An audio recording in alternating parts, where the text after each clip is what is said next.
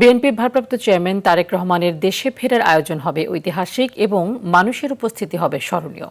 দুপুরে বিমানবন্দর কর্তৃপক্ষের সঙ্গে বৈঠক শেষে কথা বলেন দলের স্থায়ী কমিটির সদস্য সালাউদ্দিন আহমদ।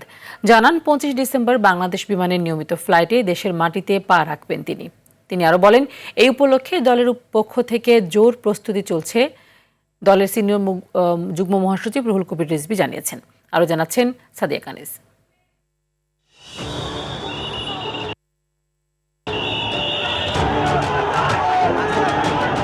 2007 সালে সেনা সমর্থিত তত্ত্বাবধায়ক সরকারের আমলে গ্রেপ্তার হন তারেক রহমান। জিজ্ঞাসাবাদের সময় তার উপর চালানো হয় অমানুষিক নির্যাতন। প্রায় 18 মাস কারাবন্দী থাকার পর জামিন পেয়ে 2008 সালের 11 সেপ্টেম্বর গুরুতর অসুস্থ অবস্থায় চিকিৎসা নিতে লন্ডনে চলে যান তিনি। এরপর থেকেই নির্বাসিত জীবন পার করছেন তারেক রহমান। এবার সব জল্পনা কল্পনার অবসান ঘটিয়ে 25 ডিসেম্বর দেশে ফিরছেন তিনি।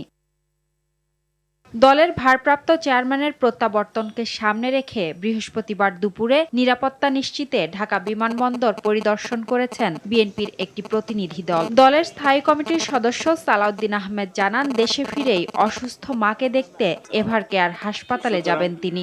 আমরা চাই যেন তার এই ঐতিহাসিক প্রত্যাবর্তন যেন বিগত 55 বছরের ইতিহাসে যেভাবে যা কিছু দৃষ্টান্ত আছে তাকে ছাড়িয়ে যায় এবং আগামী 55 বছরের ইতিহাসেও যেন সেরকম কোনো ঐতিহাসিক ঘটনা। সংবর্ধনার জন্য এভারকেয়ার হাসপাতালের কাছাকাছি এলাকায় উপযুক্ত স্থান খোঁজা হচ্ছে বলেও জানান তিনি।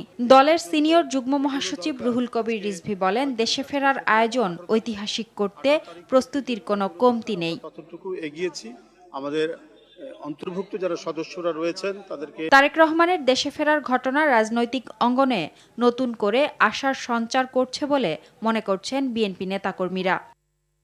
সাদিয়া কানিজ, RTV, ঢাকা।